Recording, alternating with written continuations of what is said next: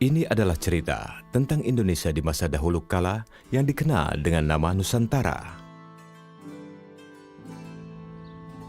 Sejak zaman lampau, Nusantara telah dikenal sebagai daerah penghasil rempah-rempah, komoditi utama dalam perdagangan internasional di masa itu. Rempah-rempah telah lama digunakan penduduk Nusantara dan bangsa lain seperti bangsa Arab, India, Cina, dan Eropa untuk obat-obatan, sebagai bumbu masakan, dan pengawet makanan. Wilayah penghasil rempah di Nusantara dapat dibagi dalam dua daerah produksi. Daerah pertama adalah di bagian timur, yaitu Kepulauan Maluku dan Kepulauan Banda, yang menghasilkan cengkeh dan pala. Sementara di wilayah barat, yang terdiri atas Pulau Sumatera, Jawa, dan Kalimantan sebagai daerah penghasil lada. Emporium atau pusat perdagangan terbesar pada masa itu adalah Malaka. Kota ini menjadi tempat bertemunya berbagai pedagang Nusantara seperti Banten, Makassar, Banda, dan Ternate. Emporium tersebut terintegrasi dengan jalur perdagangan Asia. Para pedagang dari Cina, Arab, dan India membawa komoditas tekstil dan porselen. Tingginya harga rempah di pasar dunia mendorong bangsa Eropa untuk membeli komoditas itu langsung dari daerah asalnya. Penjelajah Eropa menemukan jalur ke Nusantara dengan memutari Afrika melalui Tanjung Harapan.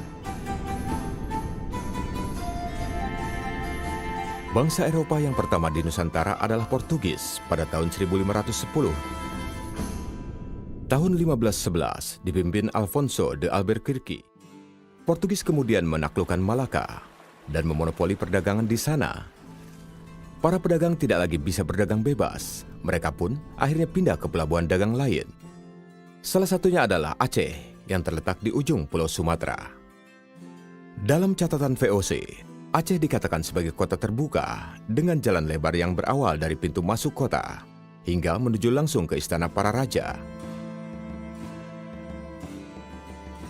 Di timur Nusantara, pusat perdagangan terletak di Pelabuhan Makassar. Awal abad ke-17 merupakan masa kejayaan bagi wilayah ini. Di pesisir Jawa, Banten menjadi pusat perdagangan lada dan berkembang menjadi kota pelabuhan besar. Wilayah ini disinggahi oleh para pedagang dari Jawa, Arab, dan Cina. Tak hanya memproduksi sendiri, Banten juga menerima lada dari wilayah Bengkulu dan Palembang. Hingga abad ke-19 tercatat 135 daerah penghasil lada untuk Banten. Pada tahun 1596, 4 kapal ekspedisi dari Belanda yang dipimpin oleh Cornelis de Houtman tiba di Pelabuhan Banten.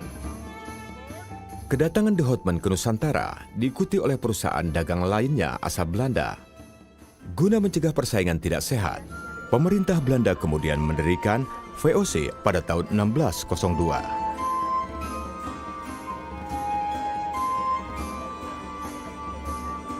Pada tahun 1605, di bawah komando Stephen van der Hagen, menduduki Ambon dan menjadikan sebagai ibu kota penguasa Belanda di Asia Timur. Pemimpin tertinggi dijabat oleh Pieter Both. Tahun 1619, Gubernur Jenderal Jan Pieter Zoon berusaha menguasai wilayah Jayakarta. Daerah itu kemudian dinamai Batavia. Kota Batavia menjadi residensi Gubernur Jenderal, sekaligus pusat administratif Belanda.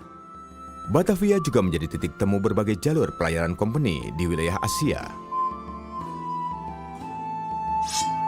Guna memonopoli perdagangan lada, VOC melakukan berbagai langkah untuk menundukkan Kesultanan Banten, termasuk melalui peperangan. Hingga akhirnya, Banten berhasil ditundukkan pada tahun 1684. Pada pertengahan abad ke-17, VOC melakukan penyerangan ke Makassar agar dapat menguasai perdagangan rempah di timur Nusantara. Dengan ditandatanganinya perjanjian bunganya, Kesultanan itu akhirnya ditaklukkan pada tahun 1667. Penguasaan kota-kota tersebut membawa era baru bagi perdagangan Nusantara.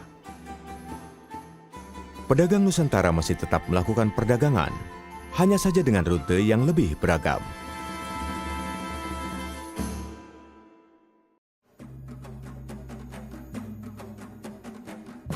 Perjalanan rempah-rempah Nusantara membawa kisah kejayaan maritim yang berkelindan dengan kesuraman kolonialisme.